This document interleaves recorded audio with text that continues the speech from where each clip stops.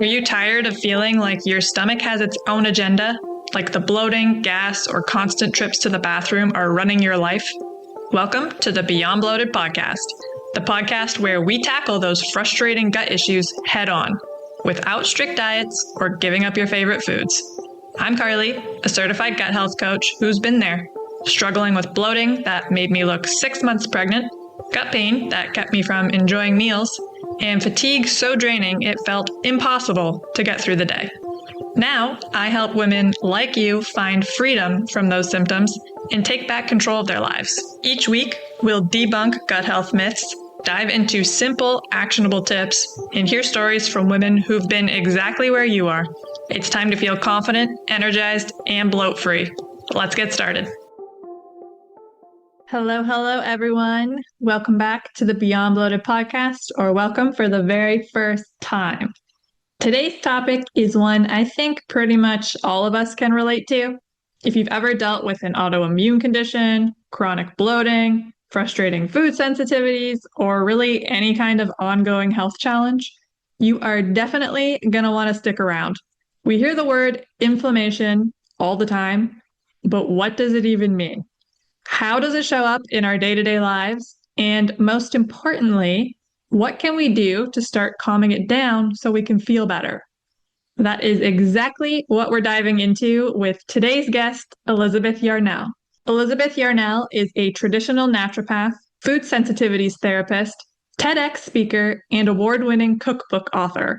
Since being diagnosed with multiple sclerosis back in 1999, Elizabeth has dedicated her career to uncovering the hidden links between inflammation, digestion, and chronic conditions. She's been featured on NBC, ABC, CBS, PBS, and the docuseries Strange Pain. Through her work in the Inflammation Academy, she helps people design customized anti-inflammatory diets and lifestyles so they can feel better without living in fear of food. I am so excited for this conversation because Elizabeth brings such a refreshing perspective on bloating, not just as a digestive issue, but as a sign of inflammation in the body. We're going to talk about food sensitivities, parasites, and most importantly, some super practical steps you can start using straight away to get relief. So without further ado, let's give a big warm welcome to Elizabeth Yarnell. Thank you so much for joining us on the Beyond Bloated podcast today. Thank you so much for having me, Carly. I'm really excited to be here with you. I'm excited too. And I always like to start things off by giving you the spotlight here.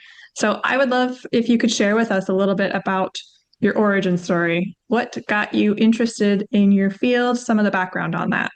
Yes. So for me, it all began one morning in 1999 when I went to sleep as usual and I awoke blind in my right eye. And in short order, I was diagnosed with multiple sclerosis, which is a chronic autoimmune disease of the nervous system.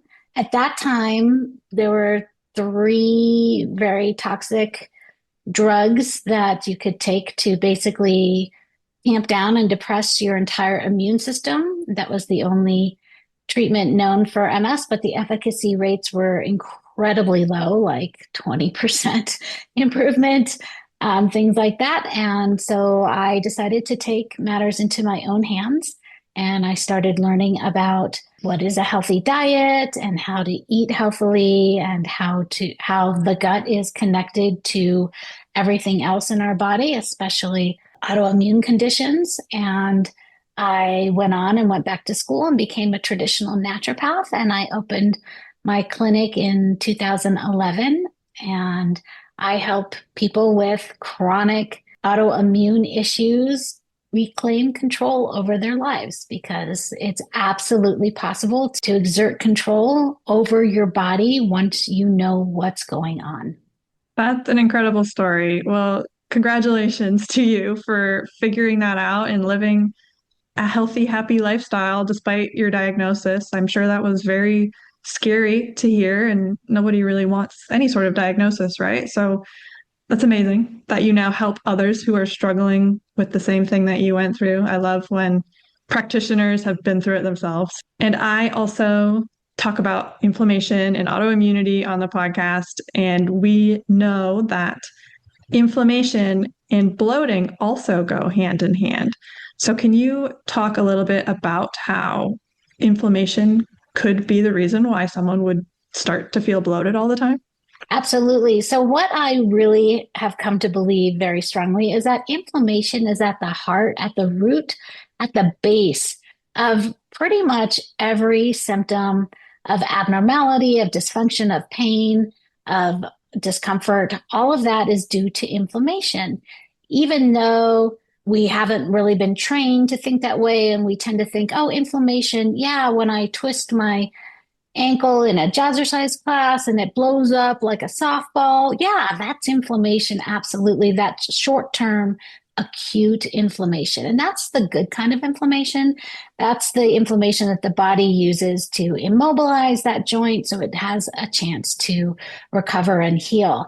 But what I'm focused on, and what you are too, is the inflammation that is chronic, that is constant or semi-constant long-term inflammation that doesn't necessarily seem like it has a reason for being there. There's no injury. There's nothing that you feel like you did to cause that inflammation. Obviously, like when it comes to bloating, it's very, very hard to figure out what is causing that inflammation or what is causing that pain, because bloating is inflammation. And if you just think about the term inflammation, it means basically swelling. And so, of course, bloating, where you're swollen in your gut, is a form of inflammation. What I've really focused on is what is triggering that inflammation. In my practice for the last, 15 years or so, what I've really come to recognize is that inflammation is not something that happens by itself on its own. It doesn't just come randomly. So there's always a trigger. And really, I focused a lot of my research on Dr. Alessio Fasano's research. I don't know if anyone's talked about Dr. Fasano on your podcast before, but he is really the father of celiac disease. When he first presented his theories that gluten is the trigger for celiac disease about 20, 30 years ago to medical conferences, he was basically laughed off the stage. The doctors were all like, well, what are you talking about? Food doesn't cause illness, which doesn't really make any sense. But of course, I really believe it does. And Dr. Fasano said, well, you might think that, but I really think that gluten is the trigger for all of these symptoms that people who have celiac disease experience. And that if they remove gluten from their lives, they actually can live pretty comfortably. Dr. Fasano really believes that there are 3 factors that are common to most, if not all, autoimmune conditions. And when we say autoimmune, what I just mean is chronic symptoms of something. Because if all symptoms are from inflammation and you are continually having chronic symptoms, not from injuries, then that is considered to be autoimmune. And the whole concept of the word autoimmune is something I have a problem with.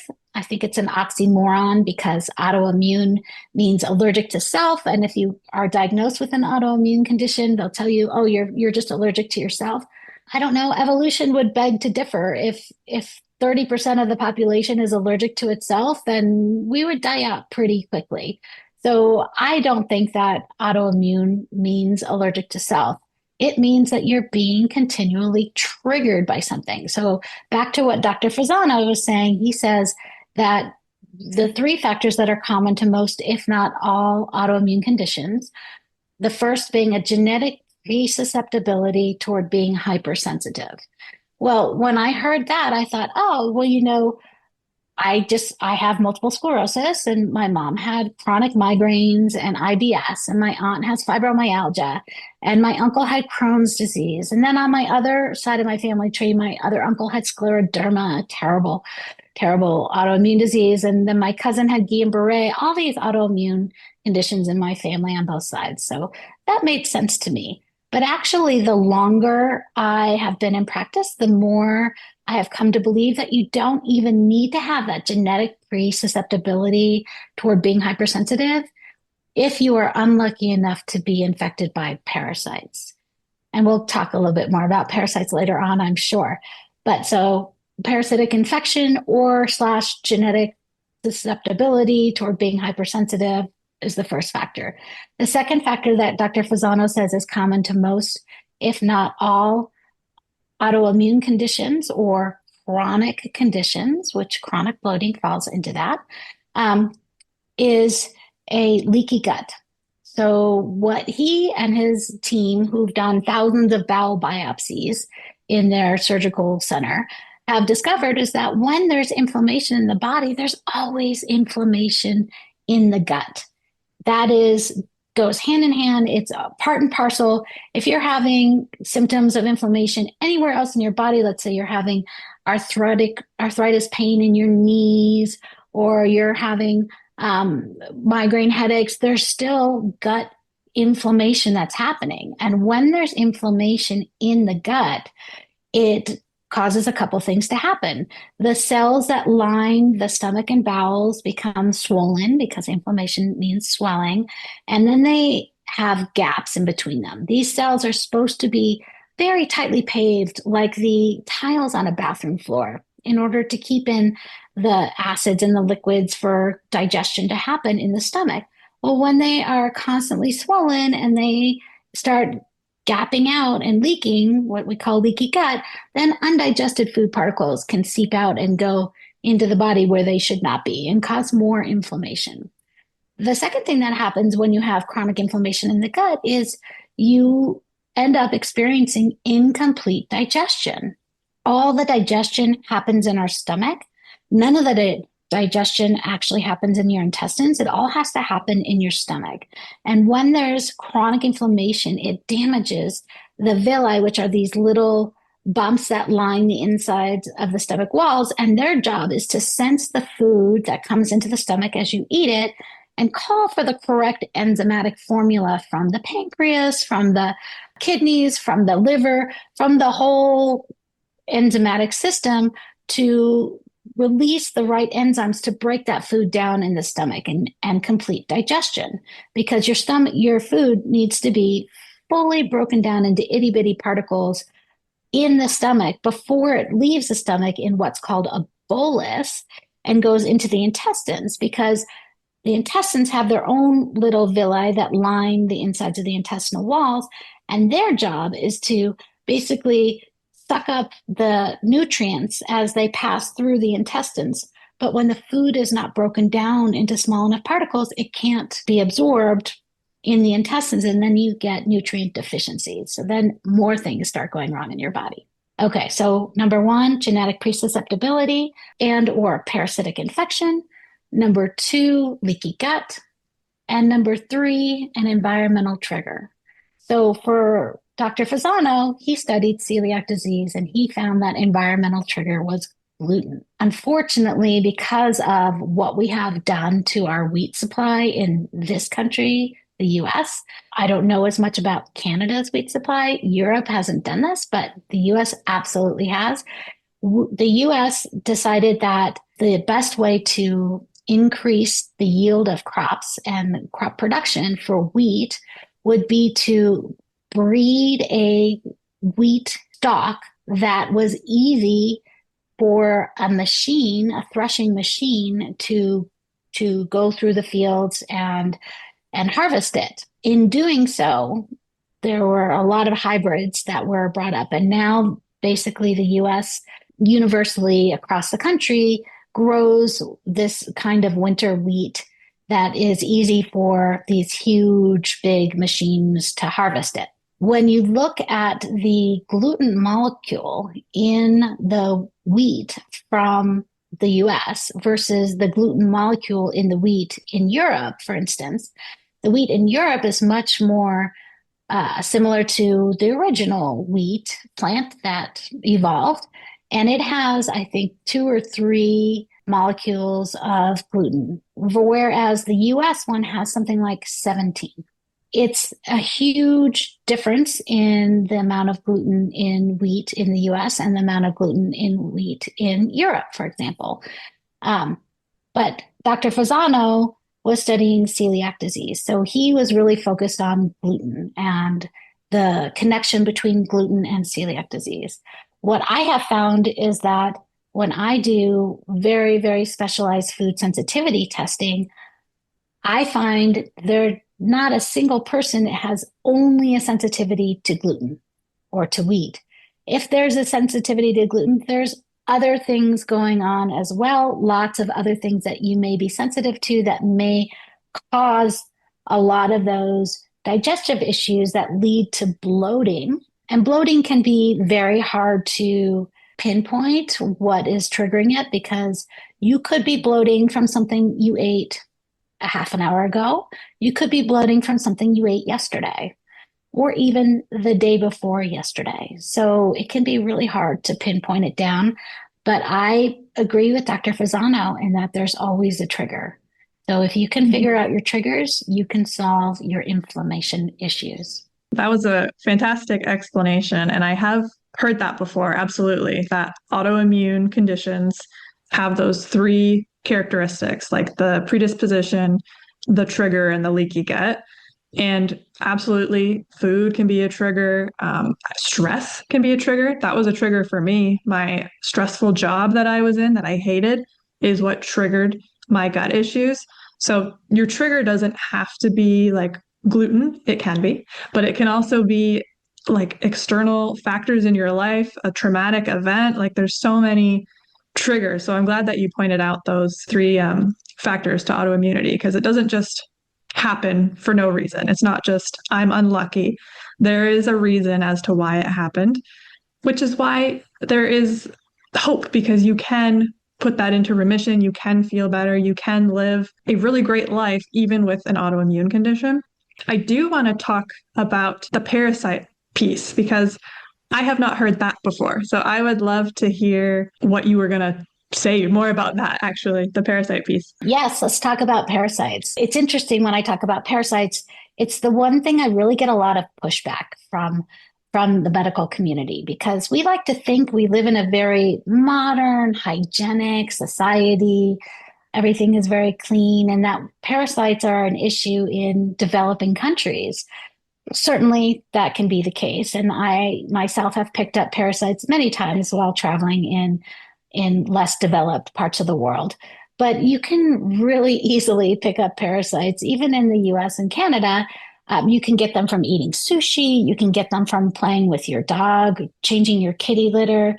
You can get them from swimming in a lake or a river or even a chlorinated public pool or water park.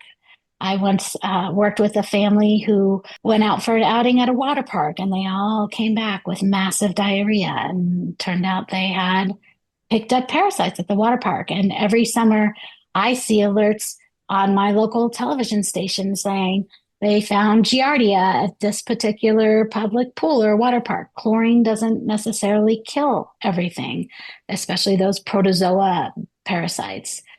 So parasites are just really, really easy to pick up. But in our world, in our Western medicine world, they're not something that's really investigated very much or even considered when people have chronic issues that it could be parasites. And in fact, we don't even really have really great anti-parasitic medications at our disposal. We have ivermectin, which you may have heard a lot about during the pandemic, which isn't an antiviral, but it is an anti-parasitic. And we often use that for like deworming horses and things like that.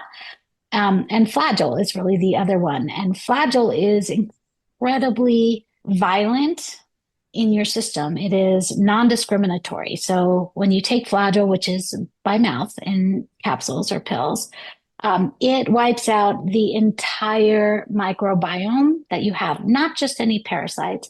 Wipes out all the good bacteria, all the good flora and fauna that is helping your digestion. We actually have more bacteria in our body than all the rest of our cells put together. We evolved with these bacteria performing their own functions to help us complete digestion and to help our bodies live and survive and thrive. But Flagyl, for example, wipes everything out. Ivermectin is only good for worms, and some parasites are not worms. They are protozoa. They are completely unaffected by ivermectin, which will also kill some of your good microbiome. Whenever you take a pharmaceutical to get rid of parasites, it really only addresses the adult parasites. And parasites have a life cycle where they begin as eggs and they go into larvae, which are like the teenagers, and then they move into the adult phase. And if you just kill off the adults, some parasites lay 10,000 eggs a day. So you can easily repopulate. In fact, I myself have taken Flagyl in the past, and I feel better initially. And then a couple months down the line, the symptoms start returning again. And it's because those eggs have now matured and hatched. So in my practice, I do what's called a parasite purge. We begin with an intestinal cleanse, and then we continue with at least 1 month of targeted herbal therapy. And that therapy has to be taken several times a day, and you have to have the right amounts, because if you just take one of these herbs instead of all 4 of them together, then you're only getting either the eggs or the larvae or the adults, and you're not addressing the whole parasitic life cycle. And you really need to do it for an entire month, because you need to cover 2 full moon cycles, because parasites are lunar creatures and they are more active during the full moon. That was a lot I just threw at you. Creepy. Parasites are a topic that have kind of come up a lot recently. People see it on social media, and it is like a scary thing for people to think like there's parasites living inside of me. I know I dealt with it myself. At the kind of start of my gut health journey, I did a live blood analysis, and the nutritionist that I was working with could see parasites in my blood. And I was like, ew, gross. So I did kind of what you were talking about, like a more natural protocol to get rid of those parasites. And I will say, years later, I did a GI map and I did not come back with any parasites. So that was really good news for me. And my gut health has significantly improved and my symptoms are much better. So there definitely is something to that. And you got to watch for all these different things that could be contributing to your gut issues, which can be overwhelming, but it's good to know what to look for. And it can also be hopeful. Like you can give hope to people knowing like, well, I haven't gone down this path. I haven't checked for parasites, or I haven't done any work to fix leaky gut. These are just additional tools that people can start to work towards to improve their health. I also want to talk about something else you mentioned. So I will say the wheat in Canada is also garbage. We do the same process as the US. I've done an episode on the gluten in North America in general and how it is unfortunately poor quality, and it does cause inflammation in a lot of people. On the topic of food sensitivities, I myself did a food sensitivity test 7 years ago now, and I was sensitive to gluten and dairy and sugar and this and that, and it was a very overwhelming list. So in your practice, how do you help people manage their food sensitivities? And do you see that over time, people can add back certain foods that they are sensitive to? Absolutely. Yes, 100%. But before we move on to food sensitivities, I just want to point out that parasite testing is notorious for false negatives. So if you take a parasite test, like a GI map or any other type of test, and it comes back negative, you have a 50-50 chance you may still have parasites. If it comes back positive, 100% you got parasites. So you're very lucky that yours turned out positive. And I might suggest that the presence of parasites combined with the stress of your job probably is what got you launched into your whole issues. And that if there weren't parasites there, you might have been able to tolerate the stress better. But let's move on to food sensitivity. So I work with a food sensitivity test called the MRT, the mediator release test, and which is the gold standard for food sensitivity testing. Many of the other tests that you might come across, they're looking for antibody creation. So they're testing your blood and they're saying, okay, or they're doing a scratch test on your back and then adding the allergens to the spots that they scratched. And they're looking to see, does your body react by creating antibodies to this substance. Well, the idea is that if your body is creating antibodies, then you'll want to avoid them. But we just went through this whole global search for a vaccine for COVID. And what we were looking for was something that would create the antibodies inside our bodies with the vaccine so that once we were exposed to COVID again, we would be protected because we already had the antibodies. So if you're doing a food sensitivity test and it's antibody based, there's kind of a mismatch as to how useful it is. Because if you test that you're making antibodies to mangoes, for example, well, shouldn't that mean that if you have mangoes, you should be protected because you have the antibodies? That's not really how we're using those tests. So the mediator release test does not look for antibody creation. It looks for mediator release. The most famous mediator we all know is histamine. We know that if we have a poison ivy encounter or a bee sting and we take some histamine, like Benadryl, that we can get some relief from the pain and discomfort that's being caused by the swelling from that encounter. Histamine, unfortunately, or fortunately, is only one of 80 or more mediators that the bloodstream can release upon exposure to what it deems to be a threat.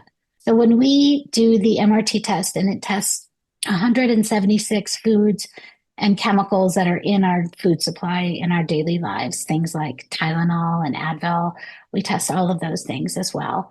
Then when the results come back, we can do something very strategic and scientific. So instead of just saying, go home and avoid everything that turned up high on the test, and you're like, well, but I feel a little better, but not totally better. Instead, we work to move the inflammation out of your body as quickly as possible. And so we do that by designing what we call a safe diet, because we can see every single item on the test, how reactive it is. And we can literally go down to the least reactive foods and start off, it's called a 6-week dietary therapy called LEAP, LEAP, Lifestyle, Eating, and Performance. And it's very scientifically directed. And then we first move all the inflammation out of your body. And then we very scientifically and carefully start expanding your diet based on what we can see is less reactive for you so that we can keep your body at an uninflamed place, because healing only happens in the absence of inflammation. Hey everyone, Carly here. If you are tired of feeling bloated and uncomfortable, which I know you are, I have something that can really help. My free ultimate guide to bloat busting. I've been there myself, and I know how frustrating it is to try super restrictive diets and expensive supplements without getting results. If those methods were going to work, they would have worked by now. That's why I created this guide to offer you a different approach. In the Ultimate Guide to Bloat Busting, you'll learn techniques to listen to your body and eat with intention, avoiding overeating and choosing foods that truly benefit you, tips for proper hydration to support digestion and reduce bloating, a guide to delicious foods that promote a healthy gut and how to easily incorporate them into your meals, and effective methods to manage stress, which plays a huge role in gut health.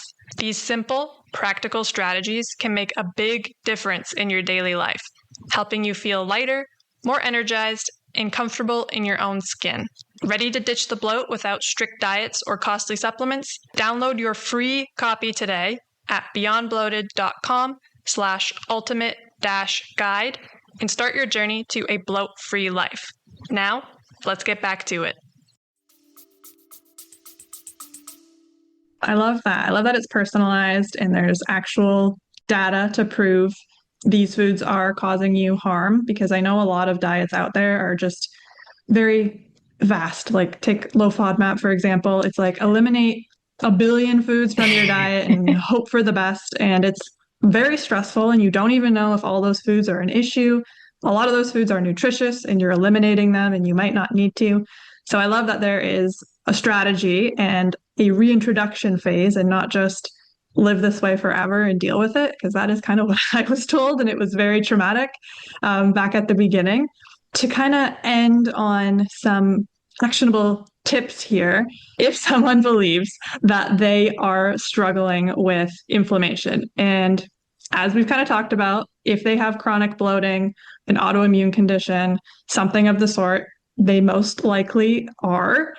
What would be your top 1 to 2 tips for them to start doing today to start to reduce that inflammation in their body? I love talking about this because while I would never universally subscribe a diet to everybody, because what I can see with the food sensitivity testing that I do is that no one diet is the same for more than 2 people. In fact, I've tested twins before and they end up having radically different dietary needs for what is safe and non-inflammatory for them. But I think that universally, the things that I can really feel comfortable standing behind and suggesting are things like trying to pull chemicals and artificial ingredients out of your life. So completely eliminate all artificial sweeteners, aspartame, saccharin, high fructose corn syrup, even stevia for a lot of people can be reactive and inflammatory for them. So artificial sweeteners, I think, are a huge issue in our society. And then the second thing I would say is the same thing about, quote, natural flavors. And you'll see this phrase on labels all over, on everything from carbonated bottled waters to ketchup to really anything. And so it is supposed to be listed on the label as, and if it comes up as natural flavors, that phrase, that can hide 30 or more chemicals and other additives that they don't have to disclose, but can be triggering inflammation in your body. I know that for myself, when I drink a carbonated flavored water, that I get inflammation pretty quickly. First, I get stomach ache, and then over the next couple days, I get inflammation on my eyebrows and eyelids. And it starts off by first, my eyebrows feel itchy, and then they feel sandy, and it's because they're peeling. And then my eyelids start to peel. Totally random symptom of inflammation, but an absolute symptom of inflammation. And I can correlate it directly to the natural flavors in some of the bottled carbonated waters. And unfortunately, that phrase, natural flavors, can be any one of Lord knows how many different recipes of chemicals in food. So even if one natural flavor seems to be fine for you, then the natural flavors in the next food item might not be. I think the best bet is just to try to avoid all natural flavors. Sad, but true. And also a good point that inflammation symptoms are different for everybody, right? Like some people might get digestive issues, some people might get peeling skin, some people might get pain, like fatigue is another one, like so many symptoms. So I would just monitor what your symptoms are, because just because you aren't having diarrhea or something obvious doesn't mean your gut, your body isn't suffering. And I also love that the advice you're giving isn't eliminate food, because those ingredients are not food. They are chemical, man-made ingredients that our bodies don't even recognize as a real food ingredient. So I also avoid those things pretty regularly. I don't bring them into my home.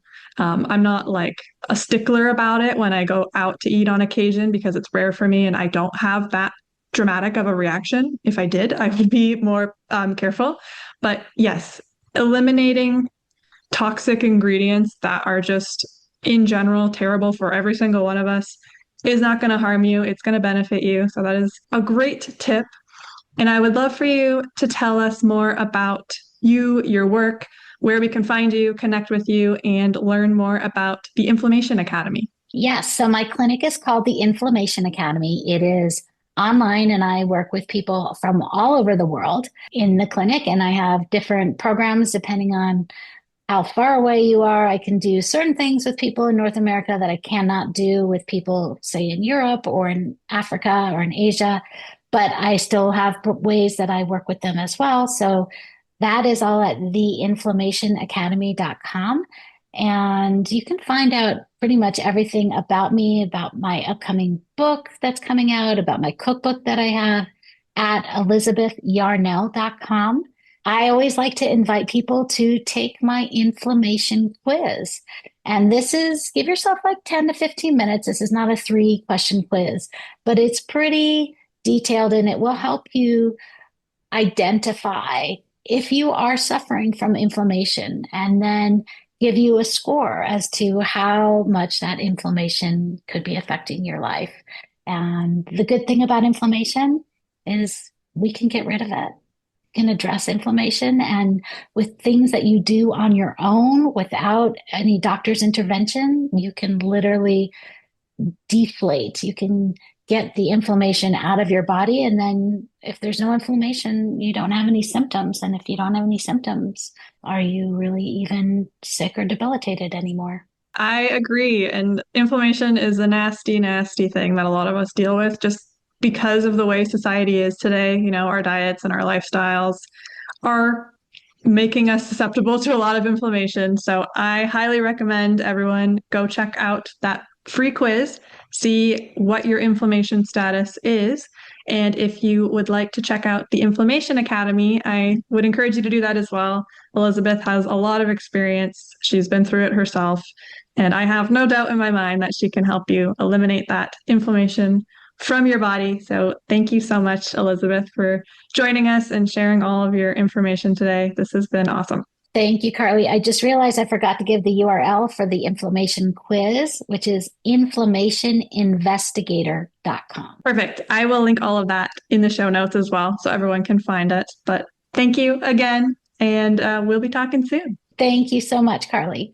Did you learn something new and useful today? If the answer is a big, resounding hell yeah, do me a favor. Subscribe to this podcast. Even better, toss a rating in there too. It helps more bloated babes discover this show and lets me keep bringing you this free, gut-loving content every single week. And hey, don't be greedy. Share this episode with your bestie who's always unbuttoning her pants after dinner. She will love you even more for it. Thanks for hanging out with me and showing your gut some love. Keep on putting what you learn into practice and you will be bloat-free in no time. Catch you in the next one. Bye.